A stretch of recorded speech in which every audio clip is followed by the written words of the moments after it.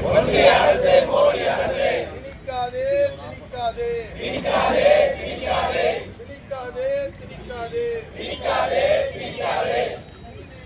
திணிக்காதே இந்தியை திணிக்காதே இந்தி மொழியை திணிக்காதே புதிய கல்வி கொள்கை பெயராலே மும்மொழி திட்டம் போர்வையிலே இந்தியை திணிக்காதே. ஒன்றிய மோடி அரசு புதிய கல்விக் கொள்கை என்கிற பெயரில் மும்மொழி திட்டத்தை நடைமுறைப்படுத்த முயல்கிறது. இதன் மூலம் இந்தி சமஸ்கிருதத்தை இந்தி பேசாத மக்கள் மீது திணிக்கிற ஒரு மறைமுக நடவடிக்கையை மிக கடுமையாக மேற்கொண்டு வருகிறது. இது குறித்து தமிழ்நாட்டில் மிகப்பெரிய விவாதங்களும் எதிர்ப்புகளும் எழுந்து வருகின்றன.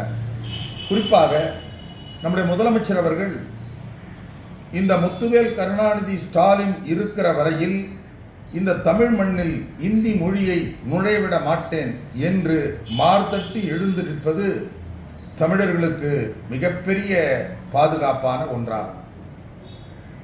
இந்தி மொழியை கற்க வேண்டும்.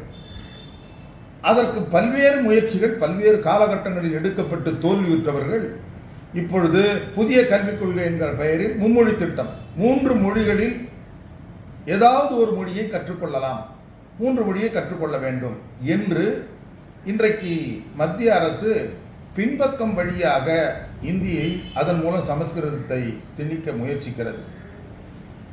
தமிழ் அல்லது அந்தந்த மாநில மக்களினுடைய தாய்மொழி, அந்த தாய்மொழி கல்விதான் உலகத்தில் சிறந்த கல்விக்கான வழி என்று உலக மொழியியல் அறிஞர்கள் தொடர்ந்து கூறி வருகிறார்கள்.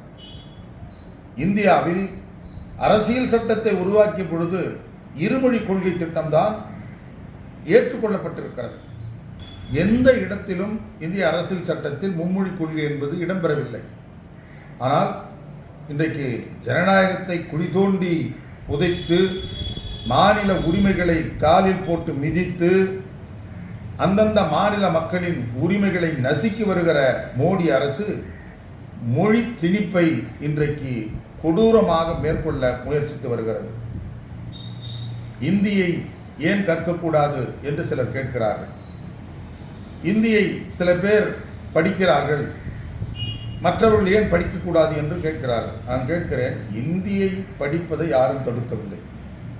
விரும்புகிறவர்கள் படிக்கட்டும். அதை தான் இந்த அரசு சொல்றது, எல்லாரும் சொல்றோம். நான் கேட்கிறதெல்லாம் இந்தி படிப்பதன் மூலம் பெற்றிருக்கிற உச்சம் என்ன, தமிழை தாய்மொழியாக கொண்டு படித்ததன் மூலம் அடைந்திருக்கிற தோல்வி என்ன. இன்றைக்கு அப்துல் கலாம், அதை போல விண்வெளி ஆராய்ச்சியில் கோலோச்சி கொண்டிருக்கிற நம்முடைய மயில்சாமி அண்ணாதுரை, வீரமுத்துவேல், இவர்களெல்லாம் தமிழ் மொழியில் அரசு பள்ளிகளில் படித்தவர்கள். இன்றைக்கு விண்வெளி ஆராய்ச்சியில் மகத்தான சாதனை படைத்து இந்தியாவிற்கு மாபெரும் பெயரை பெற்றுக் கொடுத்தவர்கள் தாய்மொழியில் படித்தவர்கள் தானே. சரி, இந்தியில் படித்தவர்கள் உலகத்தில் உச்சியில் இருக்கிற ஒரு ஆளை காட்டு. ஆனால் தமிழன் உலக நாடுகள் முழுவதும் மிக உயர்ந்த பொறுப்புகள் இருக்கிறார்கள். அண்மையில் அமெரிக்கா நாட்டினுடைய ஜனாதிபதியாக ட்ரம்ப் பொறுப்பேற்ற பிறகு மிகப்பெரிய பொறுப்புகளில் தமிழர்கள் வந்திருக்கிறார்கள். ஆகவே தாய்மொழி கல்வி உகந்தது.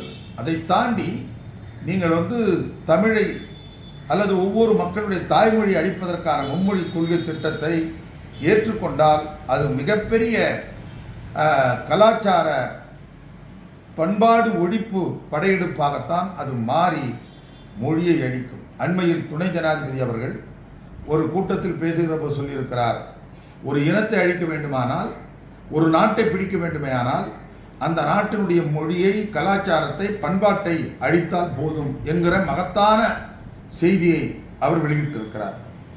அதைத்தான் இன்றைக்கு மோடி அரசு செய்ய முயல்கிறது. இந்தி கற்பதன் மூலம் எப்படி தாய்மொழி அழிந்துவிடும், தமிழ் அழிந்துவிடும் என்று சில மேதாவிகள் இன்றைக்கு கேட்கிறார்கள்.